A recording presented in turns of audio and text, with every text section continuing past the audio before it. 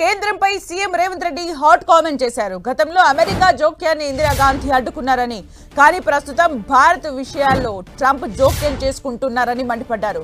దేశం యావత్తు మద్దతిచ్చినా యుద్ధం చేయడంలో మోదీ విఫలమయ్యారని విమర్శించారు. కాల్పుల విరమణపై ట్రంప్ ప్రకటన చేయడంపై ఆగ్రహం వ్యక్తం చేసిన సీఎం రేవంత్ రెడ్డి మన అంతర్గత విషయాల్లో ఆయన జోక్యమేంటని ప్రశ్నించారు. కేంద్రానికి మద్దతిస్తూ తెలంగాణ సర్కారు ఎన్నో కార్యక్రమాలు నిర్వహించిందని, తమను అభినందించాల్సిన కిషన్ రెడ్డి విమర్శించడం విడ్డూరమన్నారు సీఎం రేవంత్ రెడ్డి. భారతదేశం మొత్తం కాంగ్రెస్ పార్టీ శ్రేణులు కేంద్ర ప్రభుత్వానికి అండగా నిలబడి మన వీర జవానులను పాకిస్తాన్ మన మీద కాలు తుగ్గితే శాశ్వత గుణపాఠం చెప్పమని అండగా నిలబడ్డారు.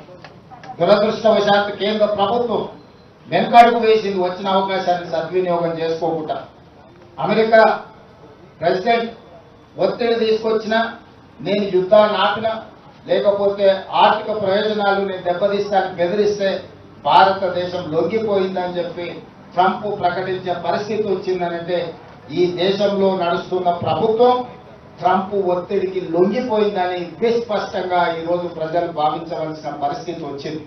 మీరు విజయం సాధిస్తే, మీరు పాకిస్తాన్ ఓడిస్తే, మీరు తీవ్రవాదాన్ని అణిచివేస్తే ప్రపంచమే మీకు గొప్పగా స్వాగతం పలికేది, అభినందించేది. కానీ గొప్పల కోసం మీ నాయకత్వం, మీ పార్టీ శ్రేణులను వీధుల్లో తిప్పే పరిస్థితి వచ్చిందంటేనే నైతికంగా ఈరోజు ప్రజలకు మీరు జవాబు చెప్పవలసిన పరిస్థితులు ఏర్పడ్డాయి. బలగాలకు మేము అండగా నిలబడి వేలాది మంది మేమున్నాం, నీకు తోడుగా నువ్వు యుద్ధం చెయ్యి అని మేము చెప్పినాం.